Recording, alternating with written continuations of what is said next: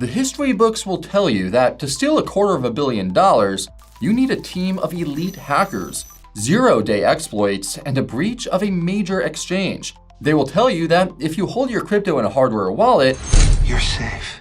That you are your own bank. But while the world was watching the charts on January 10th, 2026, the real battle was happening on a simple phone call. A crypto veteran, a whale by any definition, lost $282 million in Bitcoin and Litecoin in a matter of minutes. No code was exploited. No exchange was breached. No smart contract failed. A simple voice on the other end of the line convinced a sophisticated investor to do the one thing that you are never supposed to do. This is crypto's most dangerous threat. It isn't a flaw in the blockchain. It's a flaw in the human mind. And if it could happen to a whale with $282 million in cold storage, you better believe that it could happen to you. That's why today, we're going to tell you exactly how this heist went down, how the attackers laundered the money into the darkness of Monero, and why the era of wrench attacks means your security setup might be completely obsolete. My name's Lewis, and you're watching The Coin Bureau. Before we begin though, you do need to know that I am not a financial advisor, and nothing in this video is financial or investment advice. It's educational content intended to keep you from losing your life savings to a smooth-talking scammer. If you value your stack, then go ahead and roundhouse kick that like button into the stratosphere, and let's get into it. So, on January 10th, 2026, around 11 o'clock p.m. UTC, a tragedy unfolded on the blockchain. A victim, whose identity remains unknown but whose wallet address is now infamous, was storing a staggering amount of wealth in a hardware wallet. We're talking about 2.05 million Litecoin, worth roughly $153 million, and 1,459 Bitcoin, worth around $139 million. This wasn't a casual trader. This was an OG, a whale, someone who presumably knew the ropes. But here is where the story gets terrifying. According to security firm Zero Shadow, the attackers didn't hack the device. They hacked the person. Impersonating support staff from Trezor, specifically referencing a value wallet service, they contacted the victim. Through a process of psychological manipulation, likely creating a false sense of urgency or claiming the device was compromised, they convinced the victim to reveal their seed phrase. The moment that those words were shared, the wallet became a paperweight. The attackers restored the wallet on their own device and drained the funds instantly.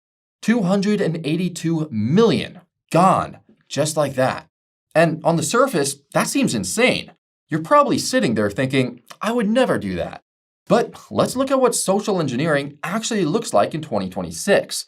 This isn't a Nigerian prince email. These are sophisticated, multi-layered operations. This marks the second mega heist in the last 6 months alone. You might remember back in August of 2024, the creditor of the bankrupt firm Genesis lost $243 million. That attack was a masterclass in deception. The perpetrators, led by a figure known as Malone Lamb or Gravies or Grievies, used a spoofed Google support call to breach the victim's personal accounts.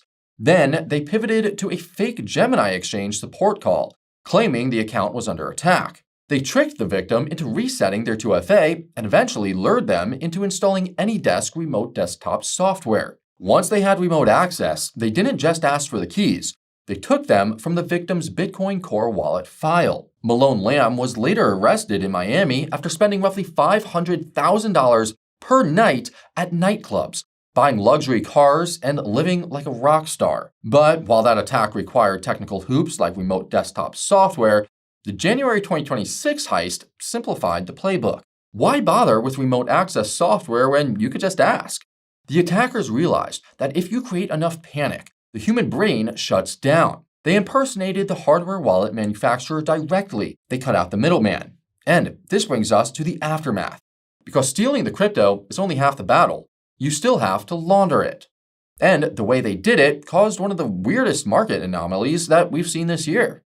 Almost immediately after the theft, the attackers began converting the stolen Bitcoin and Litecoin into Monero.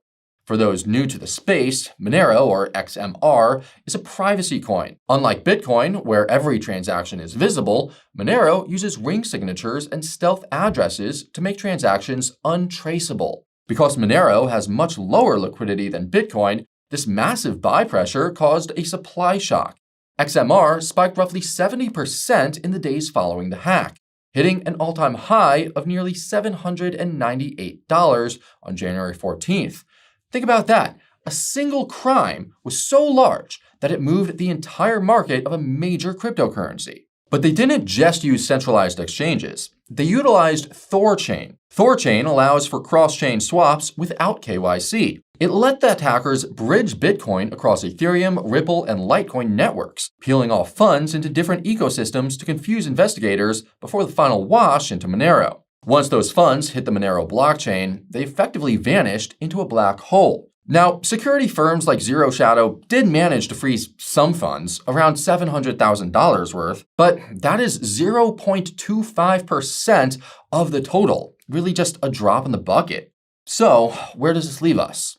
Well, we're living in a world where your digital walls may be high, but the gatekeeper, you, could be tricked into opening the door. And if you're trading crypto in this kind of dangerous environment, well, you need every edge that you could get. You need a platform that isn't going to trade against you, and you certainly don't want to be losing money on fees when the stakes are this high. And that brings me to the Coin Bureau deals page.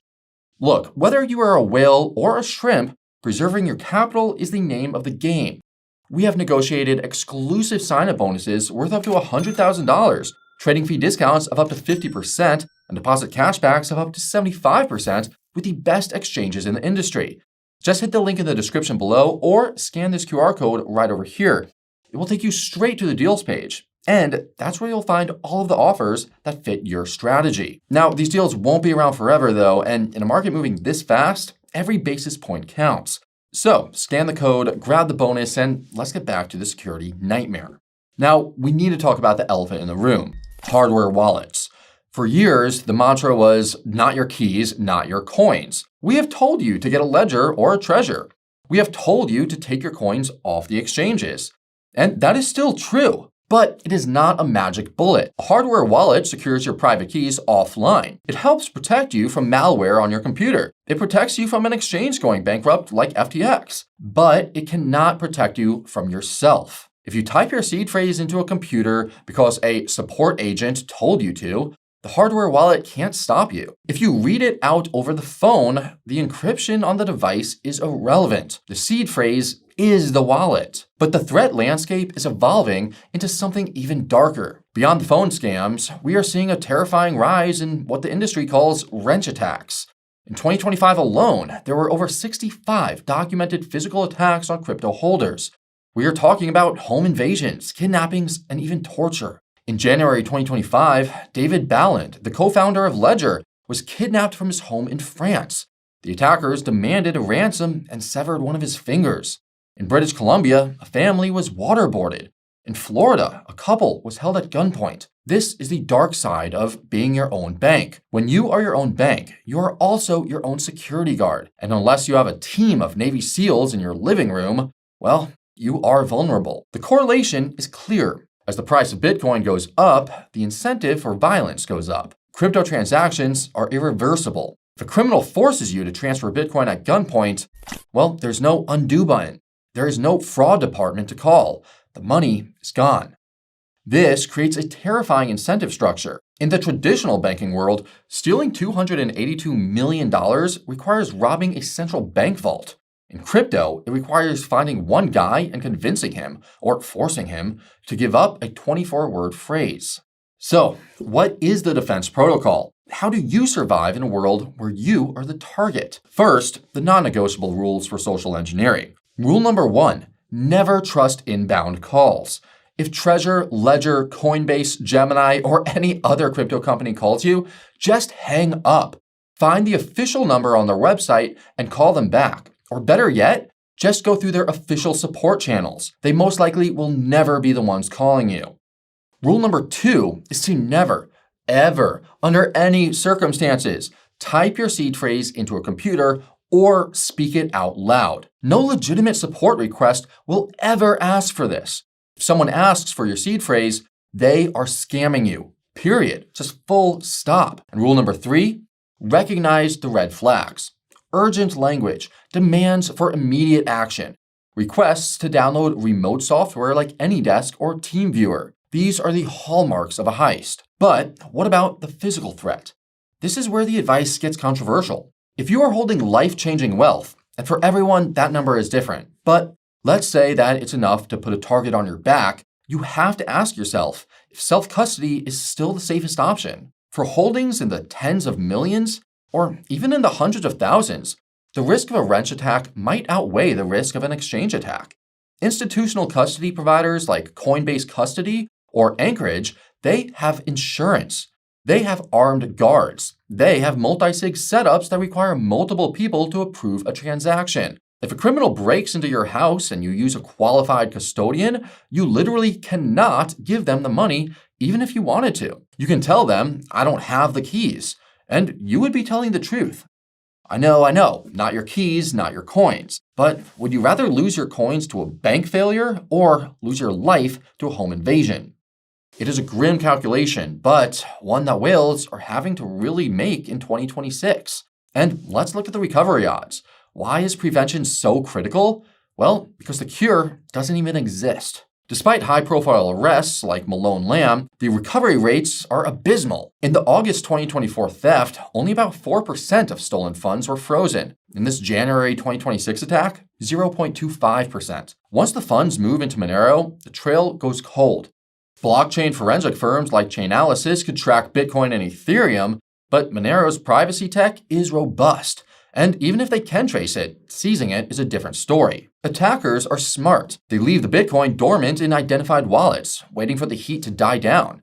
Then they peel it off slowly. They use non-KYC exchanges, they use decentralized bridges like Thorchain. And the math is brutal. If you lose your crypto to a social engineering attack, the odds of getting it back are effectively zero. The biggest vulnerability in your security setup isn't your hardware wallet. It isn't even the blockchain.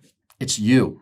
Hardware wallets and cold storage mean absolutely nothing when a convincing voice on the phone makes you doubt your own security. They mean nothing when someone is standing in your hallway. We spend so much time worrying about the government seizing our crypto or quantum computers cracking Bitcoin that we forget the simplest threat of all, being tricked. So don't let your guard down. Verify everything and trust no one. And for the love of Satoshi, never give up your seed phrase. Okay, so now I want to know what you think. Is self-custody still the gold standard, or are we reaching a point where institutional custody is actually safer for large holders? Let me know your thoughts in the comments below.